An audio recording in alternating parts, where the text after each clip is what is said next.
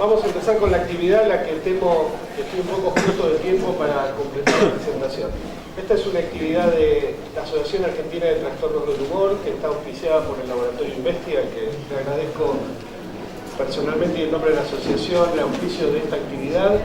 Y vi que tienen un reprint de un trabajito que se nos pidió sobre diagnóstico sobre el tema de hoy, así que no tomen nota, se llevan después el print. De hecho, creo que está mejor escrito de lo que voy a decir ahora.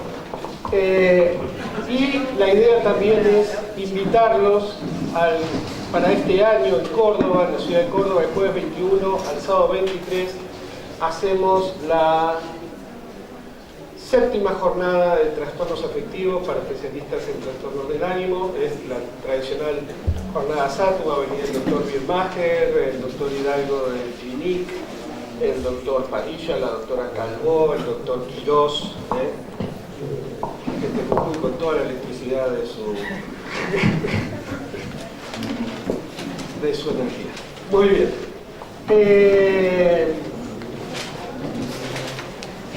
Bueno, vamos a empezar, como decía, para no perder tiempo y llegar entonces. La idea es hablar sobre algo que espero convencerlos que debería ser el tema clínico. A mí me encanta, los psiquiatras argentinos, los latinos, siempre estamos hablando de la ausencia de la fenomenología o la clínica, siempre así como un lamento latino respecto al abandono de la clínica, y paradójicamente siempre terminamos descuidando las cuestiones clínicas de nuestro quehacer en términos del entrenamiento respectivo. Y la verdad que últimamente estuve haciendo el curso del arte de vivir y una serie de estudios antropofísicos, antroposóficos, todo mentira lo que estoy diciendo, y he descubierto de que probablemente parte de los problemas que tenemos clínicos se deben a un profundo problema de autoestima que tenemos los psiquiatras, que parte del hecho de que hay, para nosotros al menos, médicos, ¿no? Que normalmente se ven así, con estetoscopio, delantal, que son cardiólogos, pediatras, traumatólogo es médico, ¿no? Es impresionante. Y hay psiquiatras que se ven más o menos así, ¿de acuerdo? Y es lógico también que esto que tenemos nosotros como problema de autoestima esté a la inversa en el resto de los médicos, que por momentos dudan de nuestra capacidad. ¿Ustedes ven algo? Bueno, ok. La sombra, la visión periférica. Entonces, a lo que voy es que si nosotros revisamos cuál es la relación de la psiquiatría o la salud mental, como quieran llamarlo, no voy a meter en ese debate, respecto del escenario sanitario del siglo XXI, vamos a descubrir de que en realidad los psiquiatras estamos bastante en condiciones de pegarle una patada en el trasero, porque sin duda hoy, y esta es la afirmación que espero convencerlos, el diagnóstico diferencial entre la depresión mayor y la depresión bipolar es uno de los ejercicios clínicos más trascendentes de la medicina contemporánea en el mundo y en el sistema solar. ¿De acuerdo? Y eso lo hacen los psiquiatras, ni los clínicos, ni los cardiólogos. Y ustedes dirán, bueno, evidentemente no estoy con la dosis adecuada de litio, es probable, pero intentemos repasar cuáles son los datos que permiten hacer esta aseveración, y que no sea un delirio, obviamente. Es cierto, hay un montón de enfermedades espantosas que tratan los médicos, ¿no? La diabetes, cáncer, dengue, obesidad, sida, enfermedad vascular, un montón de cosas realmente que dan mucho miedo, pero cuando uno se pone a ver los números actuales que tenemos del peso de la enfermedad en el mundo, no hay ninguna duda que la depresión es la enfermedad número 1 del planeta, pero sin duda, las otras enfermedades no están ni cerca de competir. ¿Por qué? Primero porque tiene una alta prevalencia, la prevalencia de vida afecta casi a 20 de cada 100 personas en el planeta y tiene una prevalencia por año de 6.6, esto es altísimo. La otra cuestión es que no respeta ningún rango etéreo, es una enfermedad que se presenta desde niños a viejos.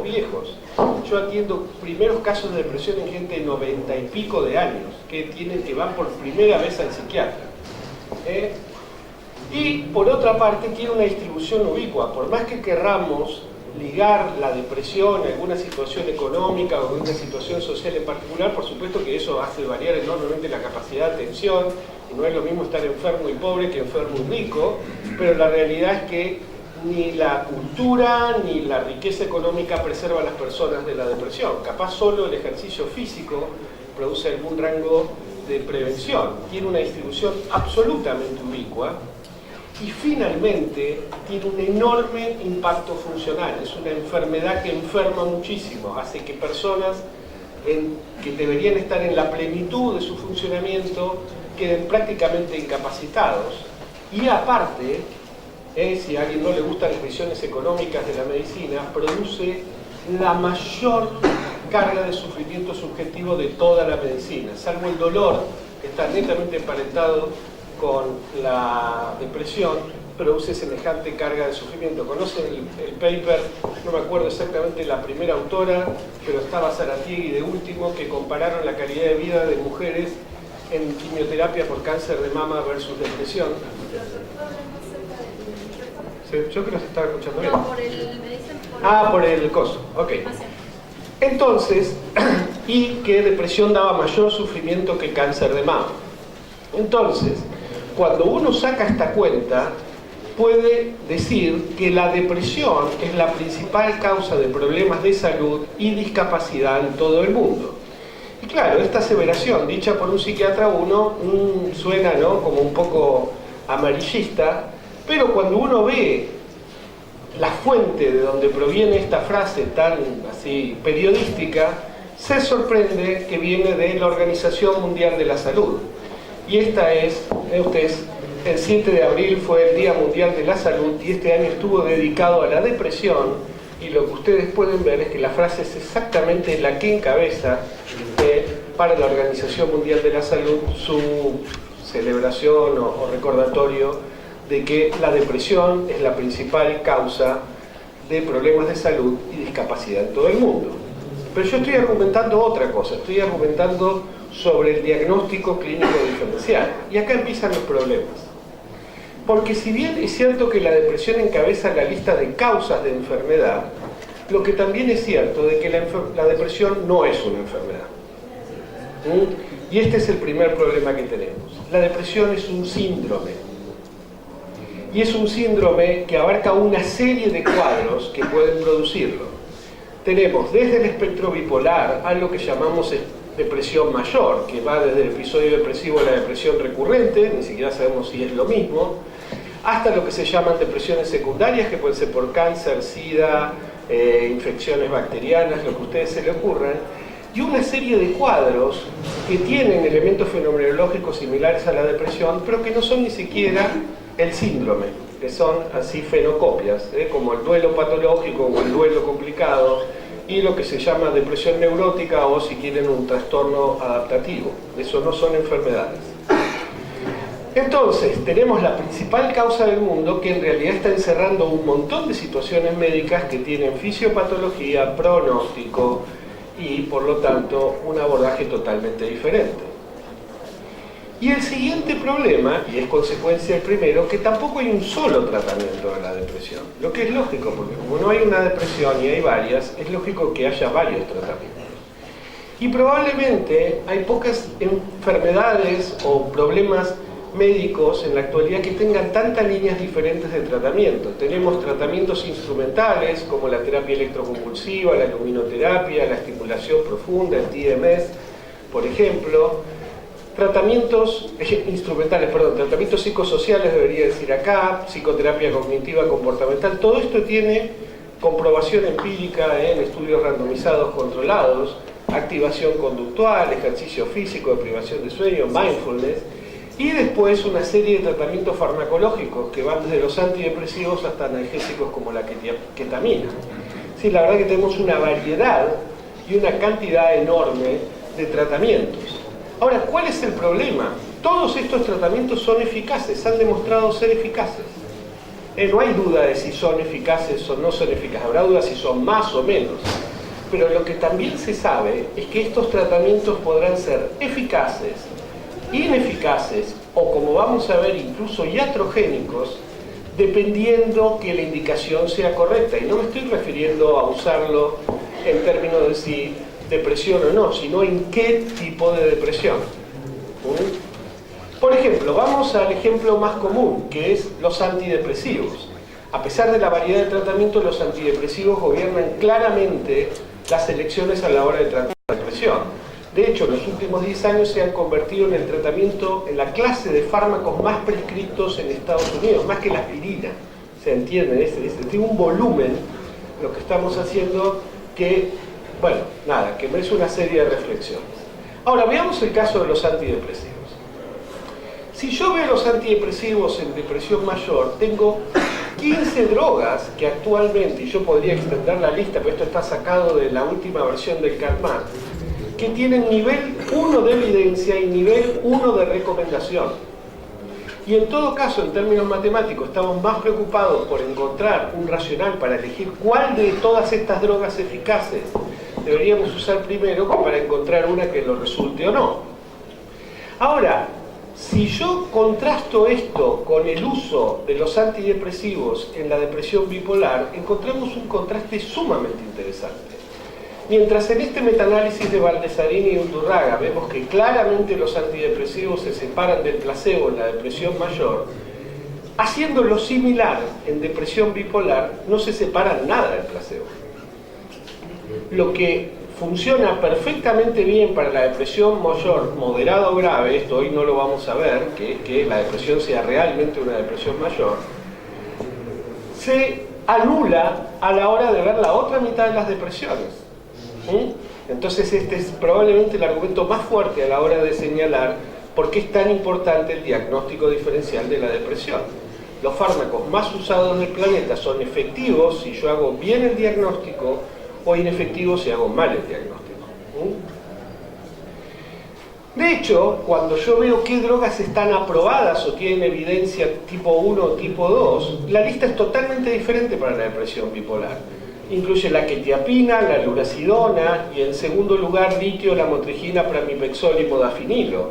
Y acá sí se separan, y de hecho con un tamaño de efecto muy similar al de los antidepresivos en la depresión, se separan del placebo, perdón, de la depresión mayor, e incluso drogas que uno podría decir un poco más novedosas como los psicoestimulantes o agentes dopaminérgicos tienen el mismo grado de efectividad en la depresión bipolar. O sea que ya no estamos hablando de no elegir una droga, sino elegir una clase completamente diferente de drogas dependiendo del diagnóstico diferencial de depresión. Ahora, el problema es que los antidepresivos no solo no son eficaces en la depresión mayor, sino que también son iatrogénicos en la depresión mayor. Y lo vamos a ver muy breve, pero todos conocemos que producen switch, aumentan la tasa de switch. También se sabe, pero hay menos datos, de que aumentan la velocidad de ciclado. O sea que la exposición a antidepresivos en personas con depresión bipolar hace que tengan cada vez más episodios, algo así como el efecto medusa, podríamos decir. Cortamos un episodio para tener 2 o para tener 3 en el futuro.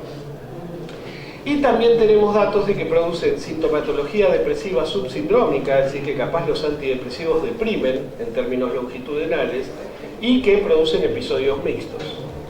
Y un poco menos de datos, pero la verdad que a mí me gustan los datos que hay, es que producen agotamiento de la respuesta, es decir, que cuando yo doy antidepresivos en el trastorno bipolar encuentro un fenómeno de que van perdiendo eficacia a medida que los voy usando, y finalmente producen resistencia al tratamiento con antidepresivos. Es decir, que estamos viendo entonces ya no solo que dependiendo del diagnóstico diferencial son eficaces o no, sino que pueden ser incluso iatrogénicos. Y si quieren, esta es la mejor manera de verlo. Este es el ratio riesgo-beneficio, es decir, en el número de pacientes para producir un daño sobre el número de pacientes necesarios para producir un efecto terapéutico, es el ratio riesgo-beneficio. Para el litio estamos hablando de todo depresión bipolar. Para el litio es 2.53, para la quetiapina es 0.74, para la lurasidona 3.85. Este es un trabajo de Gustavo Vázquez y el grupo de Harvard. Ninguno de estos tres números está mal, está muy bien. Son tratamientos que muestran eficacia y una seguridad alta. ¿Qué pasa con los antidepresivos en la depresión bipolar? Triplica, cuadruplica este ratio, es decir, no solo no son eficaces, sino que son riesgosos. Entonces, si ustedes creen que hay una polémica alrededor de los antidepresivos, sepan que no la hay. En todo caso, hay una discusión de cuál serían aquellos pacientes que se pueden utilizar un poquito y con seguridad. Pero ya los números son contundentes. De hecho, me acaba de contar Gustavo que CanMat acaba de bajar para la próxima edición los antidepresivos de segundo nivel de recomendación a tercero. Es decir, justamente porque ya hay muy poca discusión al respecto. Entonces, sí, la depresión es la enfermedad más costosa de la humanidad en estos momentos y la eficacia del tratamiento depende del diagnóstico correcto del tipo de depresión. Es entendible que el diagnóstico diferencial entre depresión mayor y bipolar es uno de los ejercicios clínicos más trascendentes de la medicina actual. ¿Están de acuerdo? ¿O es disparatado? Es más, si lo piensa en términos sanitarios, es más importante que diagnosticar un infarto. De última, el del infarto, que está mal diagnosticado, se muere y no genera costos. Es un chiste. Muy bien. Entonces, cuando yo estoy frente a un caso de depresión, lo que la lógica me indica, y solo atendiendo a lo que acabamos de decir, es que lo primero que tengo que pensar es si ese episodio depresivo es depresión o no. Esto es obligatorio, hoy no voy a hablar de esto, pero esto es obligatorio. Porque puede haber, por ejemplo, trastornos adaptativos, o un duelo que fenomenológicamente parezca una depresión, o depresiones secundarias, donde yo voy a tratar la depresión, pero por ejemplo sería una tontera tratar la depresión mientras no corrijo la hormona tiroide en un hipotiroidismo, es una estupidez. Es como dar, qué sé yo, buscapina a una apendicitis. Ahora, una vez que establecí esto que es básico, la segunda pregunta que se tiene que hacer cualquier médico en la actualidad frente a un caso de depresión es la siguiente: ¿es depresión bipolar? O sea, la primera pregunta, una vez establecido el diagnóstico de depresión, es si esa depresión es bipolar. Por lo que les acabo de decir, no hay ninguna otra pregunta previa, si es melancólica o no, si es agitada, si es ansiosa, si es con síntomas somáticos, no tiene ninguna importancia prospectiva, ni tiene ninguna importancia a la hora de elegir el tratamiento. La pregunta es esta: ¿por qué? Porque si la depresión es bipolar, voy a estratificar entonces el caso para el algoritmo de trastorno bipolar, y si la depresión en cambio es unipolar o mayor, voy a estratificarla para iniciar la terapéutica de la depresión mayor, que como acabamos de ver es totalmente diferente. Esta es la primera pregunta que nos tenemos que hacer frente a un caso de depresión.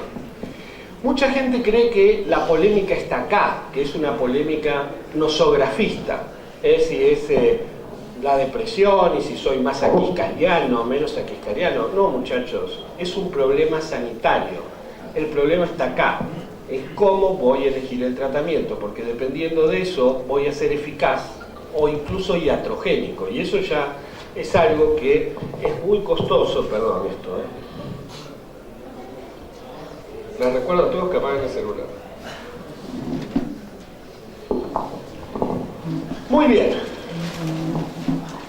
Entonces, estos médicos extraños llamados psiquiatras resulta que son los que tienen la tarea de realizar cotidianamente, porque tiene un nivel de prevalencia enorme, el ejercicio clínico que finalmente va a determinar más situaciones desde el punto de vista de la salud pública en la actualidad.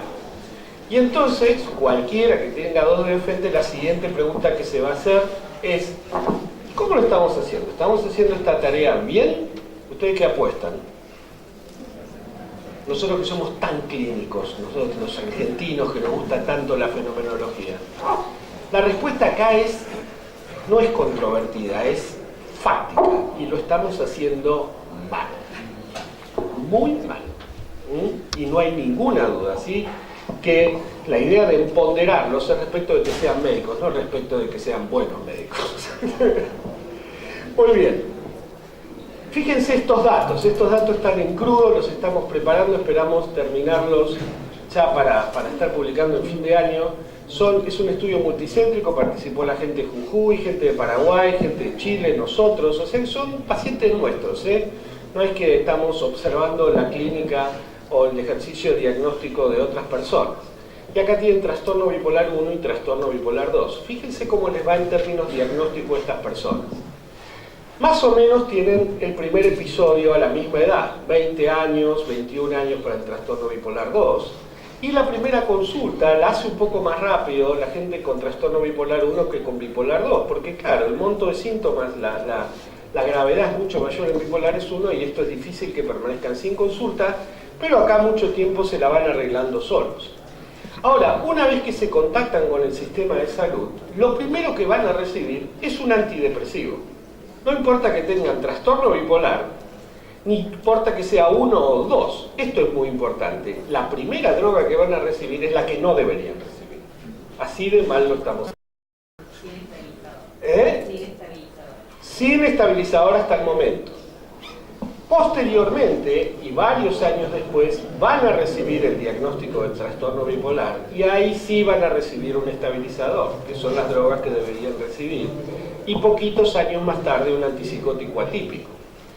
La realidad es que una persona con trastorno bipolar suele tener que esperar un promedio de casi 9 años para obtener su diagnóstico desde la primera vez que gastó plata yendo al psiquiatra, y una persona con trastorno bipolar 2 tiene que esperar un promedio de 14, donde estuvo recibiendo los fármacos que lo hacen empeorar.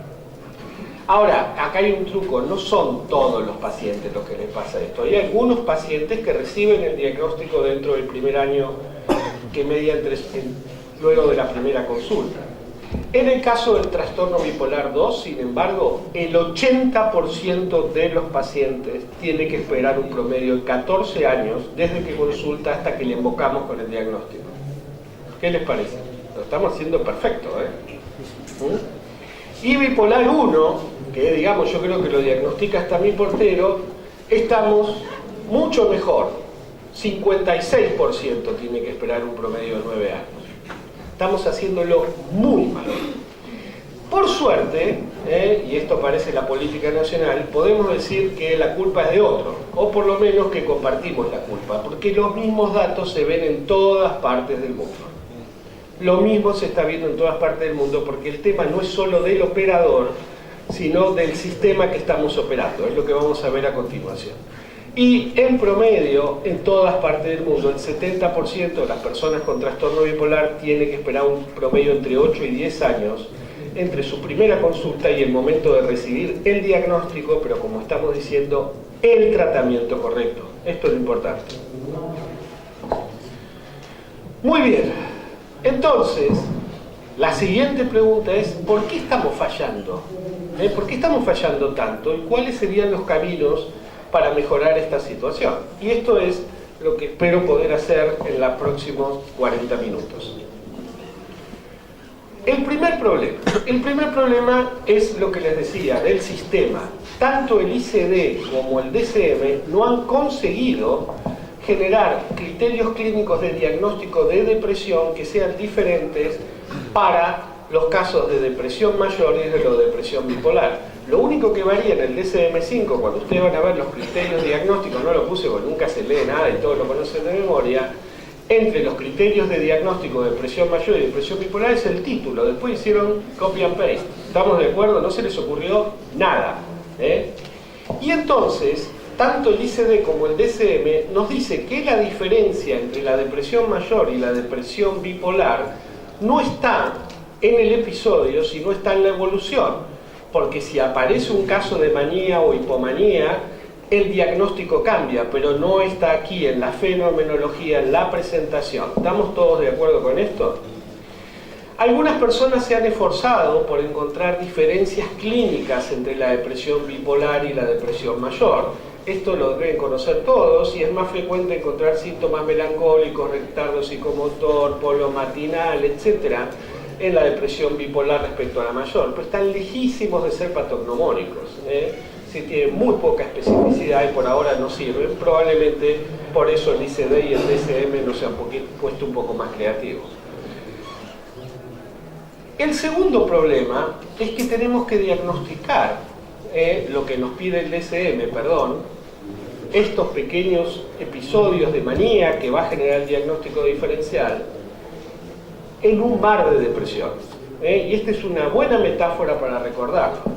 Fíjense, esta es la isla de Ascensión, ¿no? Se ve interesante, tiene está Yorktown, la base de Inglaterra, etc. Ahora, si uno lo ve en el contexto, esto es el Google Maps, la isla de Ascensión queda en el medio del Atlántico, es decir, es muy difícil de encontrar. Sí, yo tendría que encontrar la isla de Ascensión en este mar de depresiones.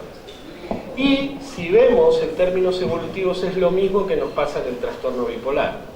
Este es el seguimiento hacia el 2003 de 13.4 años del estudio psicobiología de la depresión. Un dato clásico es que de esos 13.4 años, la mitad del tiempo las pacientes con trastorno bipolar 2 lo pasaban con síntomas.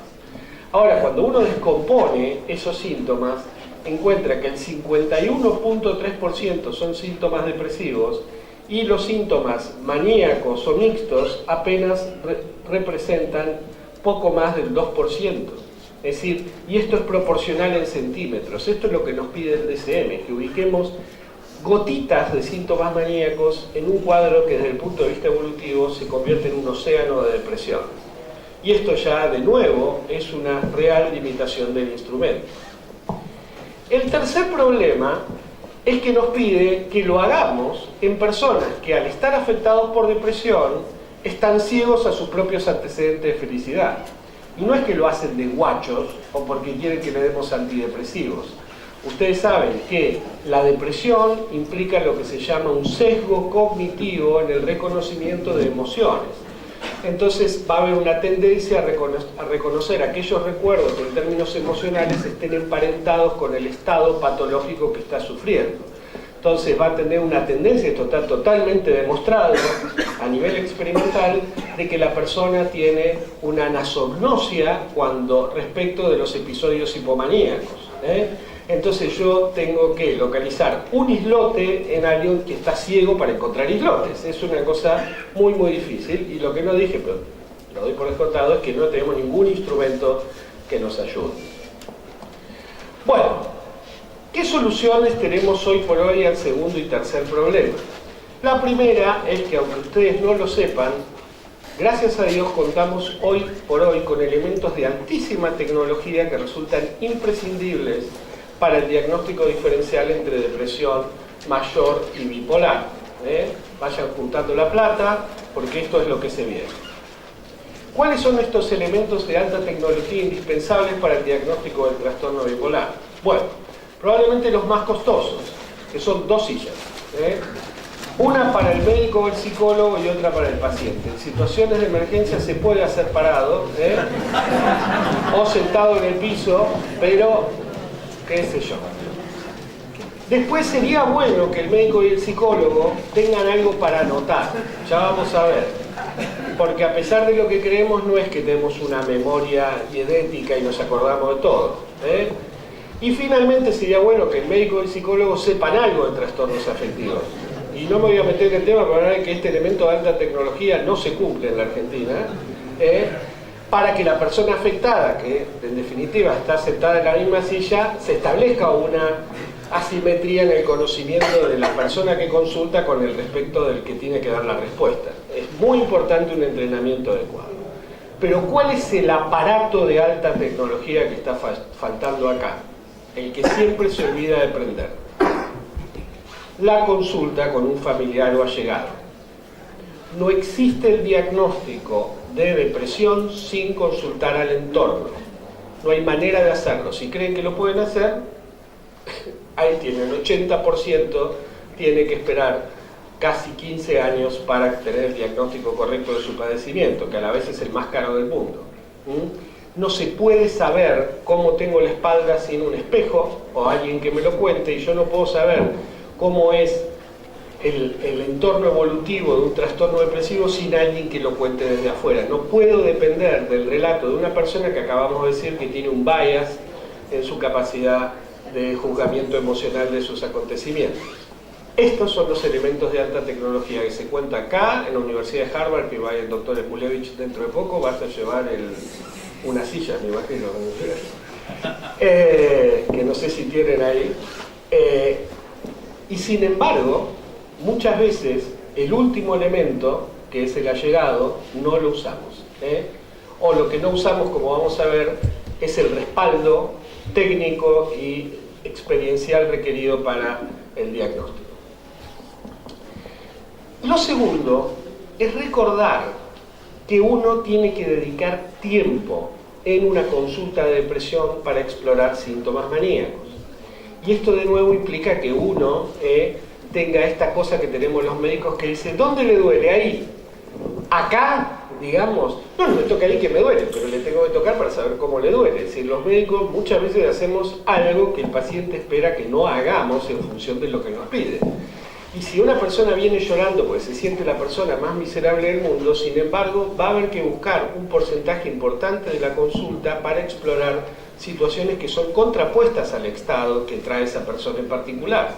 E incluso que durante el relato me debe haber pasado y dice, ¿cómo me pregunta eso ahora que estoy así? Bueno, pero necesito para poder hacer el diagnóstico diferencial. Y ustedes podrían decir, bueno, pero tenemos poco tiempo, la obra social o el hospital, etcétera. Y no me voy a meter en la realidad de cada uno, pero siempre muestro este paper que me parece de los más geniales que he leído en mi vida, que se llama Información diagnósticamente irrelevante afecta la precisión a la hora de hacer el diagnóstico del trastorno bipolar. Y básicamente lo que dicen los autores es que preguntarle cómo se lleva con la novia, cuénteme, contame, qué sentís, qué te parece, a vos qué te parece. En una entrevista de 30 minutos termina quitando tiempo para preguntar y explorar lo realmente importante. Entonces, si uno tiene poco tiempo, hay que ir al grano y hacer las preguntas importantes y dejar las otras que no tienen ninguna importancia para más adelante o para cuando el paciente se consiga un médico que tenga tiempo. Muy bien. La tercera recomendación es no buscar únicamente episodios de hipertimia placentera o euforia. La manía no es la contracara de la depresión. De hecho, ustedes saben, hay una enorme crítica respecto de que el trastorno bipolar se llame bipolar. Entonces, lo que hay que recordar es que lo que se busca es, hay irritabilidad, este es el síntoma que está casi siempre presente en los episodios o en los episodios de hipomanía o manía o en los síntomas subsindrómicos. Y después buscamos cambios en el patrón de energía, cambios en el patrón de sueño, cambios en el patrón de sociabilidad, deseo de actividad sexual. Ustedes conocen, son todos médicos, conocen la regla de las 3C. ¿Qué pregunta un médico? ¿Cuáles son las 3C? ¿La puedo decir acá? Comer, cagar, coger. Es decir, son las 3 cosas que preguntamos. Entonces, todo esto se pregunta. Y finalmente, cambios en el patrón de toma de decisiones. Si la persona, no si toma buenas o malas decisiones, sino si su estilo cambió. Si tenemos tiempo les voy a contar algunos ejemplos, pero las cuestiones de diferencias culturales lo tuve que sacar por falta de tiempo. Y finalmente, hay que recordar que el hecho de pesquisar síntomas maníacos, estoy haciendo lío, disculpen, que el hecho de pesquisar síntomas maníacos no nos convierte en la policía de la felicidad. Yo noto en mucha gente, sobre todo en los residentes, cuando le pregunto si pesquisaron, me miran, no, che, pero, a ver, ¿por qué le preguntas eso? Qué malo que sos, se rió, apenas se rió. Vos no podés convertir la risa en un síntoma. O no podés, pero mirá, me contó que hizo un trío. Bueno, ¿qué te pasa? La sexualidad es así, totalmente diversa. Bueno, pero no había tenido relaciones sexuales hasta el trío. Es raro, digamos, de virgen a trío. Eso es un cambio en el patrón de actividad, ¿de acuerdo? Entonces, lo que finalmente buscamos es, una vez que localizamos un elemento discordante, es ver cómo impacta en el funcionamiento de ese sujeto. Y hay que ser muy inteligente para explorarlo, Ahí realmente requerimos habilidad. Por ejemplo, una de las cosas que siempre se menciona es que al final la hipomanía, yo pasé por algo alto, es decir, no estoy contando de cómo localizar una manía porque está bien, ahí también hay que localizar una isla en el medio de un océano, pero es una isla tipo Japón o Australia, es decir, ¿no? Entre el impacto que tiene y el tamaño uno espera, ya vimos que no, que la mitad no lo vemos, pero no importa. Estamos hablando de la hipomanía y los síntomas maníacos. Entonces, muchas veces el mismo paciente tiene una confusión de periodos de enamoramiento, de entusiasmo súbito respecto de ser hipomaníaco. Todos hemos tenido estas discusiones con los pacientes. Y a mí me parece que esta es la mejor analogía. La mejor analogía surge de películas muy serias, como estas, ¿de acuerdo? En donde esto es enamoramiento y este es enamoramiento. Lo que cambia es el impacto funcional. Acá hay concordancia, terminan casados y teniendo hijitos, y acá este hombre, por más que le está poniendo garra, como verán, no le está saliendo bien. ¿De acuerdo? El problema es que mucha gente, muchos colegas, cuando ven este tipo de actitudes tan así, como digamos, tan volitivas, con tanta garra, con tanto entusiasmo, tienden a empatizar con esos tipos de síntomas, decir, no, pero es un tipo muy creativo, o es un tipo, la verdad, que es muy apasionado con sus cosas, no es que está hipomaníaco, pero no estamos ahí para empatizar. Y yo admito, a mí me pasa también, así como los pacientes tienen hipomanías en un mar de depresiones, nosotros atendemos un océano de depresiones y después en el día viene uno que está bien y otro que está un poquito hipomaníaco. Y cuando viene hipomaníaco respiramos. Atendimos 10 de depresión y viene uno hipomaníaco. ¡Fantástico! ¡Ay, qué bien! Cuénteme. Cuénteme. ¿Cómo es? ¿Cómo es el que le vaya fantástico? ¿Qué se siente? Y uno lo toca y se roza a ver si... Pero resulta que no. Que eso probablemente sea un síntoma positivo. Y entonces, cuando uno tiende a empatizar con lo que están describiendo estas personas, de que en realidad yo sigo con la fábrica de bulones dorados, y todos me dicen que los bulones dorados no se venden, pero yo sigo, y dice, qué soñador. O uno dice, no estará medio acelerado, y tendrá que fabricar bulones plateados, digamos. Entonces lo que hay que recordar, volviendo a este cómic, es que él no quiere ser gracioso y romántico, y se los voy a decir, él lo que quiere es copular, No sé si lo entiende, a nosotros nos causa gracia, a él no le causa nada de gracia que se le escape la gata. Entonces uno tiene que hacer hincapié en ese hecho, decir, pero vos la perseguiste y le mandaste 450.000 WhatsApp, ¿y qué tal? ¿La pusiste? No, no la puse, capaz fueron muchos. ¿Se entiende? Eso es lo que estamos buscando. Yo sé que soy grosero, pero estoy seguro que les está quedando muy fijado. Muy bien. La quinta recomendación es no seamos creativos. Es para pocos. La creatividad es para pocos. Eso es lo que me dice mi mujer los martes que cocino yo. No seas creativo. O pedí. No inventes. ¿Y a qué viene esto? A que hay sistemas estructurados de examen psiquiátrico. No hay por qué sentarse y decir, a ver qué le pregunto, hoy estoy por el lado del fútbol, o como vi una película que me gustó, le traigo a colación la película y hablamos la película y como me contesta veo si es bipolar o unipolar. Bueno, qué sé yo. Cada uno hace lo que quiere, pero desde el punto de vista sanitario es una muy mala idea.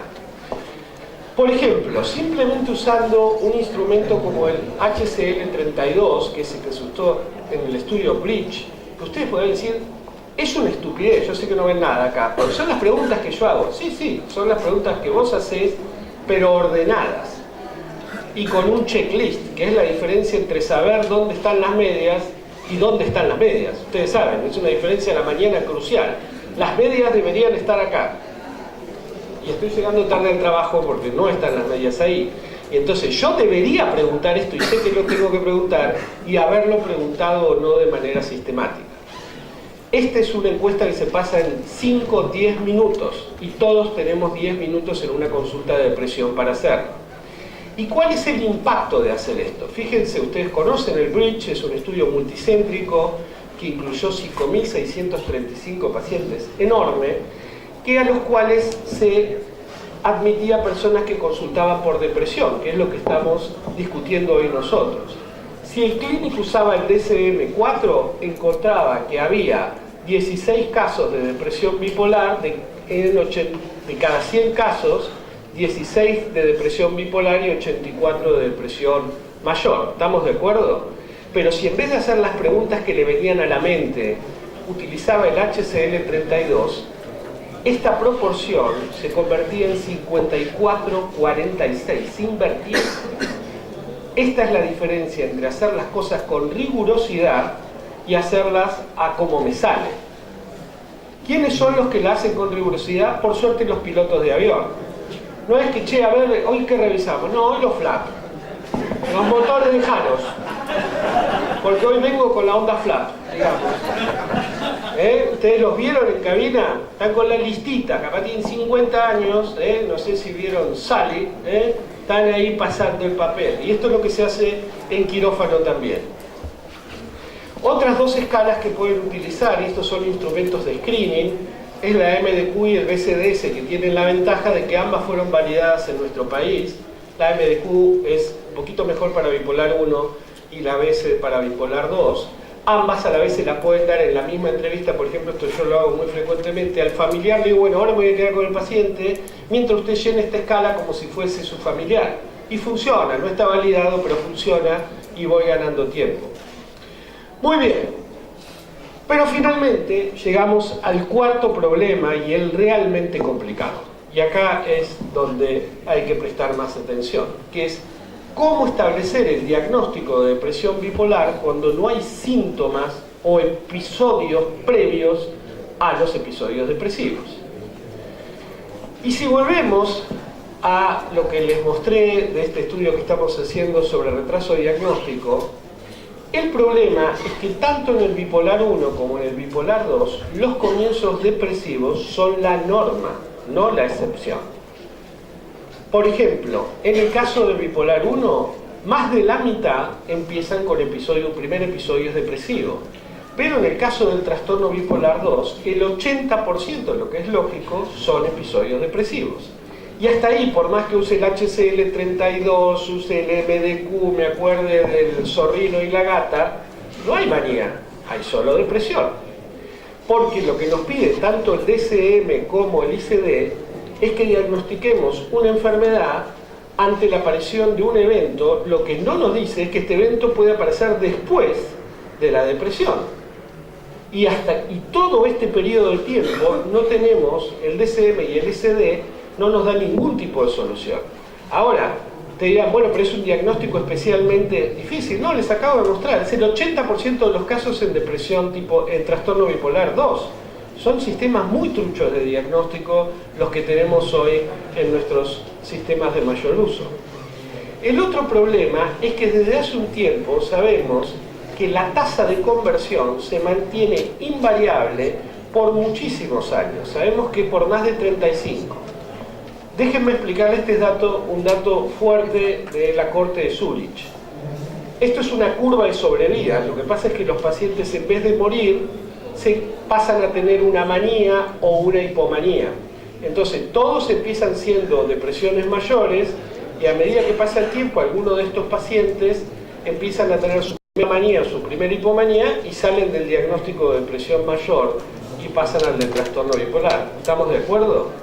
Si ven con cuidado, la curva se mantiene constante por más de 35 años con una tasa de conversión de 1% por año para el trastorno bipolar 1 y 0.5 por año para el trastorno bipolar 2. Esto quiere decir que una persona puede tener depresiones por 35 años antes de tener su primera manía o hipomanía. Y ahí puede usar todo, o sea, puede decirle, te reíste, te vi, te reíste, tuviste una risa, Es decir, uno puede ponerse ya totalmente inquisitivo con la búsqueda de hipomanía, pero hay muchas personas que van a tener depresiones por año antes de tener su primera hipomanía y por lo tanto no lo vamos a encontrar porque simplemente no la tuvieron.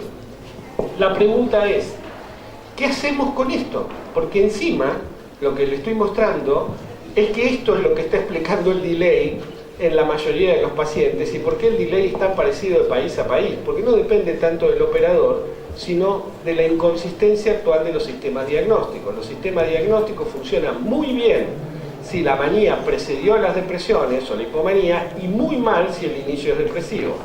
Y resulta que 2/3 partes de los inicios son depresivos. Entonces, por eso 2/3 partes de las personas con trastorno bipolar esperan un promedio de 7 a 8 años para encontrar su diagnóstico. Lo cierto es que desde hace años tenemos algunos tips para solucionar esto. ¿Y cuáles son estas soluciones? La primera es recordar que vamos a hacer un cálculo de probabilidad, que no vamos a hacer un diagnóstico de certeza. Y ustedes dirán, pero eso no es una solución. Sí es una solución, porque yo lo que he encontrado en las supervisiones o de charlar con los colegas, que lo que pone muy incómodo de la situación es que efectivamente lo que vamos a ver ahora es un cálculo probabilístico, no es un diagnóstico. Es decir, es una manera de avanzar en la incertidumbre con un poco menos de azar.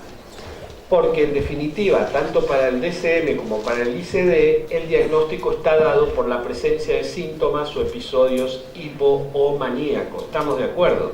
Yo lo que estoy intentando es achicar el nivel de incertidumbre, de azar. Entonces, en definitiva, voy a utilizar lo que se llama proxies, es decir, elementos que me acercan a esa certeza, pero que no son la certeza en sí misma. Entonces, cuando digo esto, lo que quiero decir es que esto es así, que no se angustien, que es así y sucede muchísimas veces en la medicina. Por ejemplo, cuando una persona entra con un cuadro meningio, se le ponen los antibióticos, porque realmente como no pueden saber en un plazo corto de tiempo si es bacteriano o viral, se inicia empíricamente el tratamiento, buscando el riesgo menor. Entonces, esta es más o menos la situación. Entonces, como tantas veces en medicina, acá no tenemos certeza diagnóstica, sino que lo que vamos a tener es un cálculo de probabilidad. Y para hacer ese cálculo de probabilidad, lo que hay que indagar son tres elementos. Hay que indagar genes, inicio y respuesta. Esto es lo que uno se tiene que acordar. Y con eso es lo que básicamente se puede achicar. La verdad que no encontré la manera de tener el número, pero de una manera muy significativa el riesgo de no identificar un trastorno bipolar en aquella persona que aún no ha tenido síntomas maníacos o hipomaníacos. Esto se sabe desde la década del 80, y fíjese que este trabajo es notable, porque este es un trabajo de Akishkal, cuando los trastornos bipolares ni existían. Ustedes venían a APSA en los 80 y no había mesa, estaba Alejandro Lagomarsino con su mesa de Fluipa y después era todo esquizofrenia y depresión y no había nada de trastorno bipolar. Y Akishkal saca este trabajo en el Affective Disorder en el 83, donde muestra cuáles son las variables predictoras de que una depresión se convierta posteriormente en trastorno bipolar. Y fíjense, con esto vamos a entender lo que yo digo del cálculo probabilístico. El hecho de que la persona sufra una hipomanía inducida por tratamiento tiene una sensibilidad del 32%, es bajo porque no todos los pacientes bipolares switchean con los antidepresivos o lo que sea, pero Akishkal ya mostraba que la especificidad era del 100%, ¿ok? Entonces el valor predictivo era del 100%. Tal es la fortaleza de esto, que hoy esto dejó de ser un valor predictivo y hoy es un elemento diagnóstico en el DSM-5. Ahí tienen como un elemento de predicción pasó a ser un elemento de certeza en virtud de su consistencia en cuanto a la especificidad. Y después aparece los elementos genéticos, que también tienen un altísimo valor predictivo, más del 80%, familiares de primero o segundo grado con antecedentes de trastorno bipolar o proxis, es decir, depresiones, juego patológico, alcoholismo, suicidios, etc. Después vienen variables de comienzo que tienen fuerte valor predictivo, que es el inicio peripuerperal. Esto tiene un alto valor predictivo, más del 60%, no me acuerdo, pero creo que el 66% de las depresiones puerperales terminan siendo bipolares, y más del 60% de las depresiones que inician antes de los 25 años terminan siendo bipolares. Estos valores, que son la hipersomnia, relactación motora, han perdido peso en los últimos años, no tienen hoy por hoy mucho sentido. Estos datos que había visto Akishkal en el 83 fueron operacionalizados en el 2002 en un arrebato de creatividad que yo creo que no volvió a ser algo tan práctico. No es una crítica, es un elogio para esto. Nasir siguió escribiendo cosas maravillosas.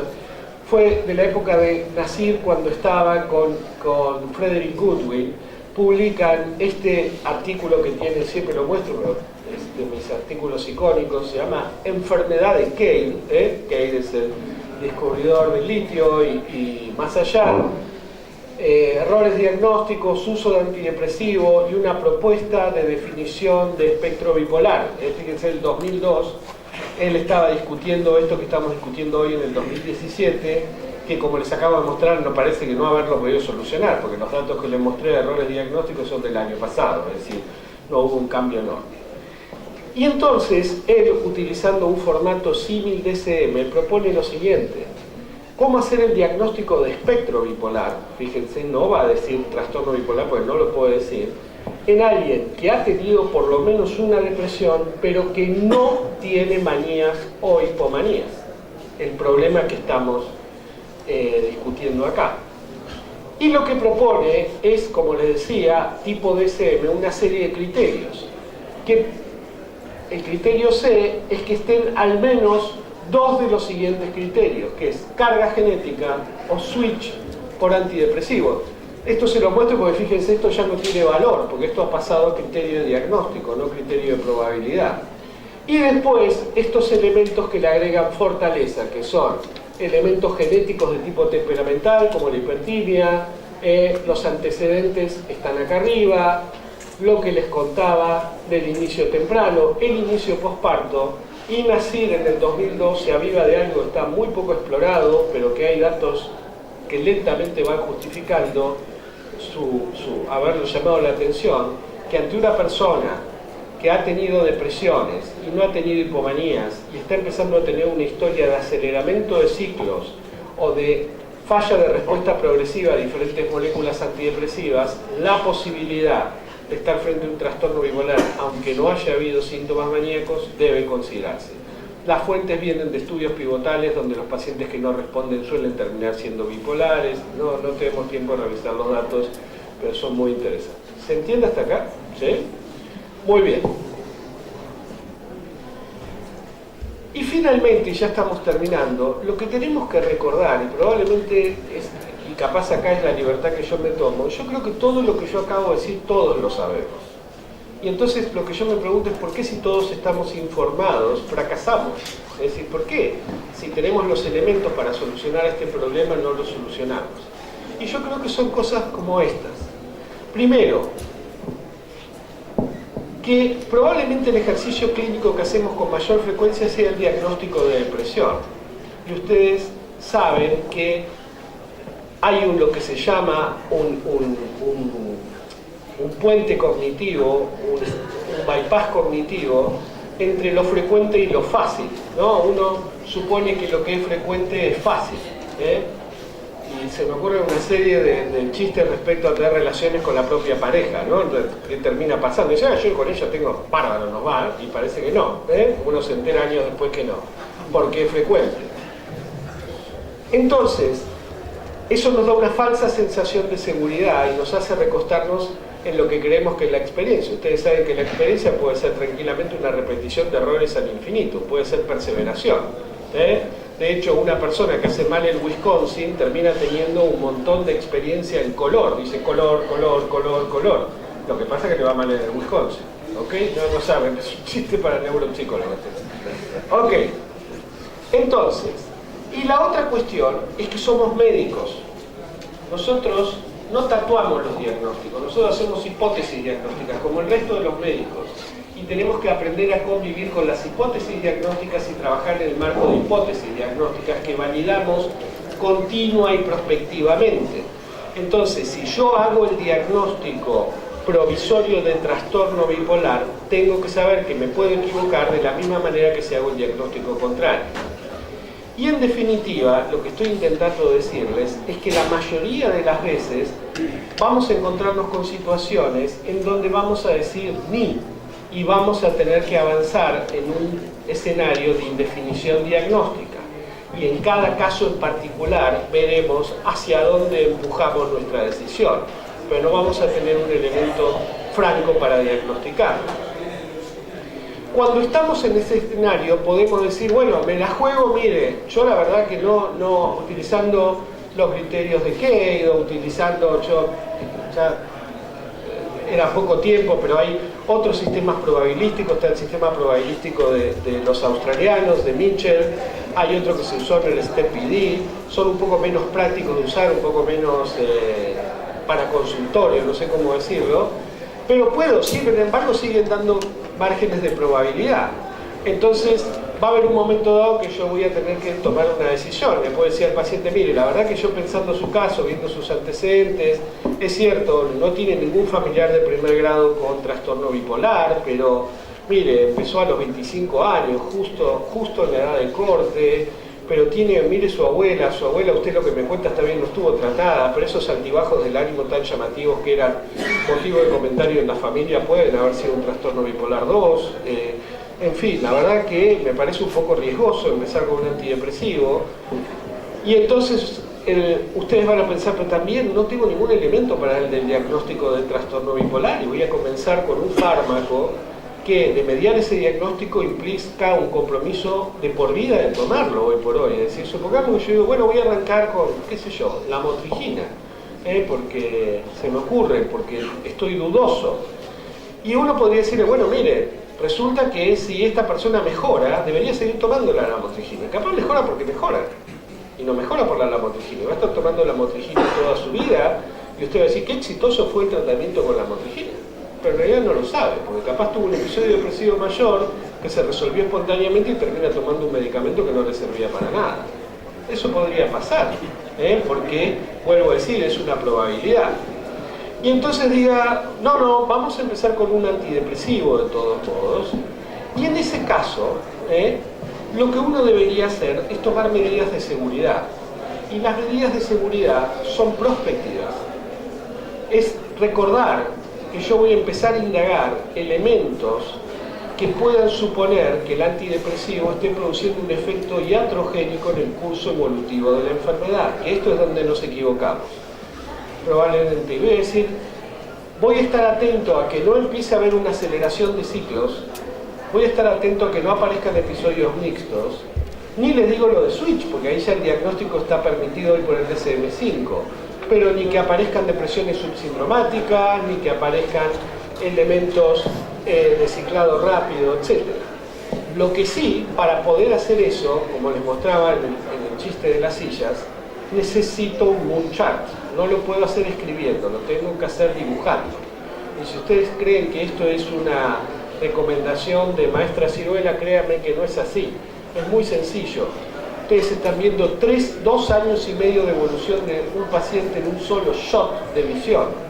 Si esto fuera historia clínica escrita, serían 20, 30 páginas en letra ilegible, manchada con café, llena de dibujitos porque estoy aburrida. Y sin embargo acá veo todo en un saque y entiendo qué está pasando porque aparte anoto los fármacos. Un aviso, esta es la página que tenemos con Danilo Quirós para discutir con médicos de la región. Acá en material de apoyo hay modelos de mood chart y algunas de las escalas que estuvimos hablando, las pueden bajar de acá. Bueno, entonces, finalmente, y ahora sí terminamos. A la hora de resolver este problema, lo primero es que hay que, y esto es lo que le decía del arte de vivir, que es un chiste, mira, el día que esté ahí, llévenme al geriátrico, me pasó algo, digamos, algo estructural. Una embolia masiva en el frontal, una cosa así. Que probablemente acá estamos teniendo dificultades, porque tenemos una subestimación del problema que estamos manejando. A la hora de hacer un diagnóstico de depresión, estamos diagnosticando la enfermedad más cara del mundo y deberíamos pararnos con esa seriedad frente al problema y a la vez recordar que es muy difícil hacer el diagnóstico y que le estamos pifiando. Y estamos pifiando, es decir, son malditos. Bueno, está bien, pero es lo que nos está pasando. Podemos mejorar, pero para poder mejorar hay que reconocer el error. Pero para eso lo primero es que hay que ponderarse como médico. Es decir, estamos manejando lo más complicado en términos sanitarios que existe hoy en el planeta, nosotros, los que estamos hoy en APSA. Ni los neurólogos, ni los cardiólogos, ni Pedro Can, nadie, nosotros. Y lo segundo es que efectivamente, espero haberlos convencido de que esto es lo que tenemos hoy que hacer. Si nosotros pudiésemos bajar los errores diagnósticos apenas a la mitad, el impacto económico que tendría eso, económico no es más plata, menos plata, es menos sufrimiento, menos gastos en salud, mayor cantidad de días trabajando y amando, etc. sería incalculable. No encontré nadie que haya hecho ese cálculo. Es decir, por ejemplo, ¿qué pasaría si reducimos los errores a la mitad en términos de costos de manejo de los trastornos afectivos? Bueno, muchas gracias.